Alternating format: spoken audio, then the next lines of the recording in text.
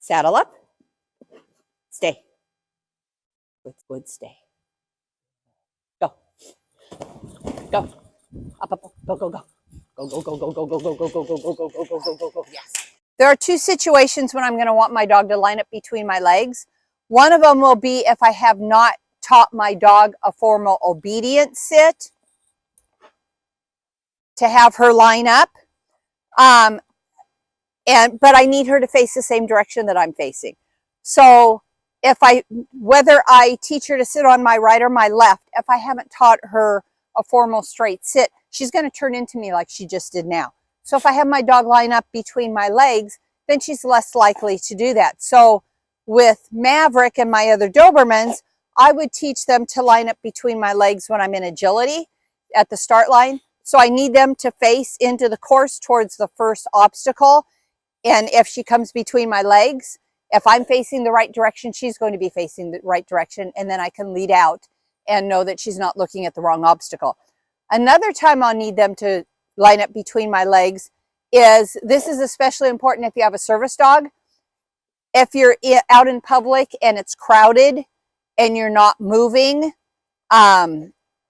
you're going to want to protect them on both sides so people don't come up and accidentally kick them or step on their tail. So if you're stopped at a curb to cross a street, people are going to see you because they're at eye level. Well, if they come up close to you, they didn't bother looking down because they're in a crowd and they're looking up for the walk sign, so they may accidentally kick or step on your dog.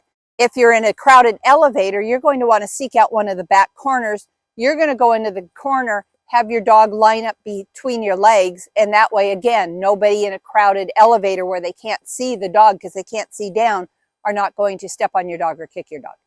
Okay, when I start out teaching my dog to line up, I'm going to have treats in both hands, because what I'm going to have to do is lure my dog behind me and then use the other hand to bring her through the legs. Down. Now Maverick, down. Good. Stay. Maverick is going to use this behavior in agility to line up at the start line. Since she's so high drive, high energy, and dominant, I'm going to need her to down.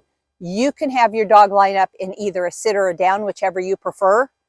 But for my particular dog in my situation, she needs to be in a down. Good girl. I'll get her out of the way. And I'm going to not give her the cue down, other than the down, until she does it pretty quickly without having to be lured. And now we're going to go to the other side. Down. Yes, good girl.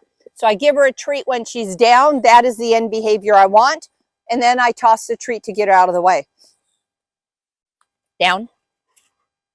So she wasn't in far enough to be straight. Line up means she needs to be fairly straight. Good girl. She's willingly going through my legs without having to lure her too much. It's the down that I'm having an issue with. And again, she's dominant, she's high energy, she's high drive, and she's young and immature. So at this point, though, I can give her my cue. Most people say line up. Some people will say get in, between. I'm going to say saddle up. You know, it's just a cutesy word that I'm going to use. I heard one of my clients use it, and it's like, I like that. So I get her out of the way. Saddle up. Whoopsie. Saddle up. Down. Yes, good girl. Saddle up.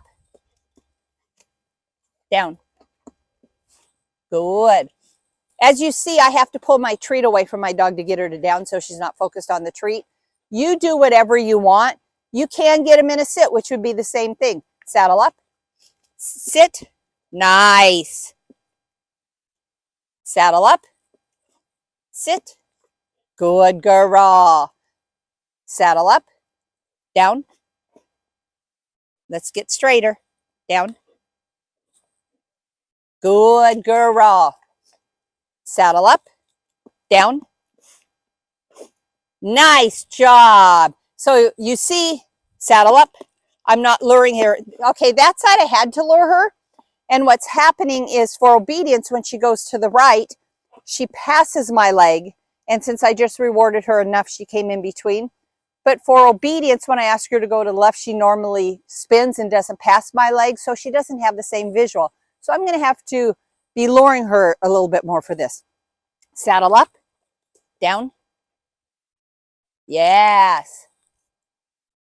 Ready? Saddle up, down. Good girl. Saddle up. So we're still in obedience mode is the problem. So that means I need to spend a little bit more time luring her on this side. Saddle up, down. Good girl. Saddle up, down. Nice. Let's do a couple more on the right so she doesn't think it's always the left. Saddle up.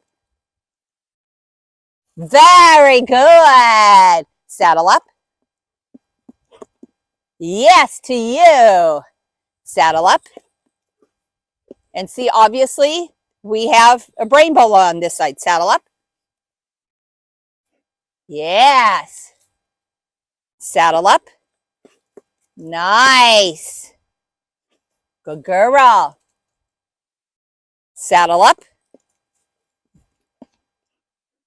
Good girly. Very nice. Now that she's pretty consistent getting between my legs from a distance, what I'm going to do now is start her in heel position, or I'll also start her on the right side and have her shift.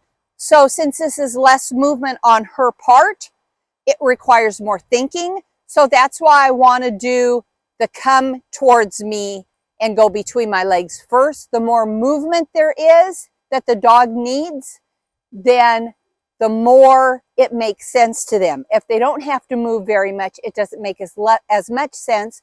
So I will do this as a step 2. And what's happening?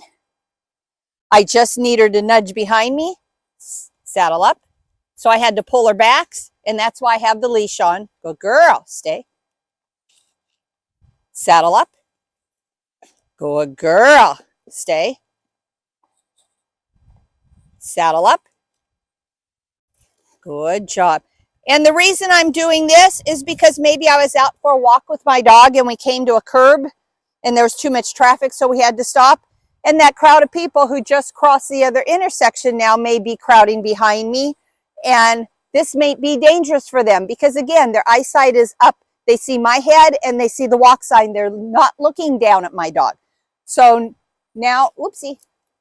And she doesn't know a right side very well. Sit. Good girl. But same thing.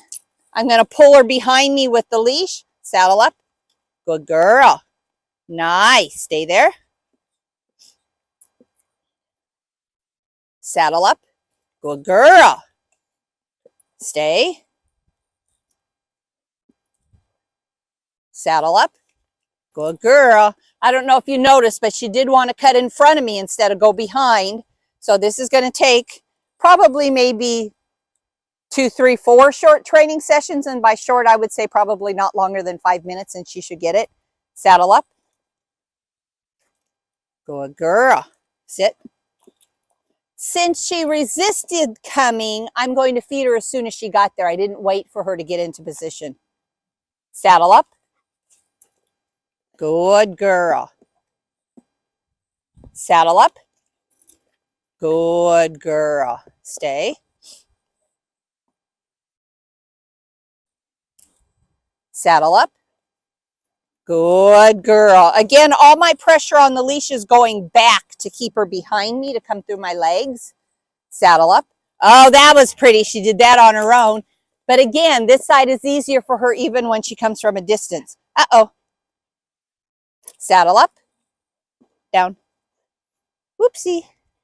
Ready? So I never treat if I ask them to do something and she didn't give it to me. So I have to reinforce that. Saddle up. Down. Good. Stay there. Saddle up. Good girl. She seems to fully understand to duck behind me when she's coming from my right side. So it's definitely coming from the left side that I need to work on the most with her, because again, that's her obedient side.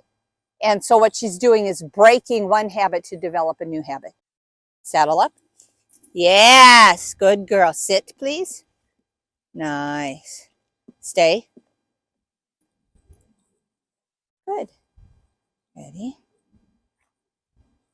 Saddle up. Good. Stay. Saddle up. Pull her back. Lure her in. Stay. Stay. Saddle up. Pull her back. Lure her in. Good. Good. Stay. Saddle up. Pull her back. Lure her in. That was pretty. Not much tension on the leash at all that time.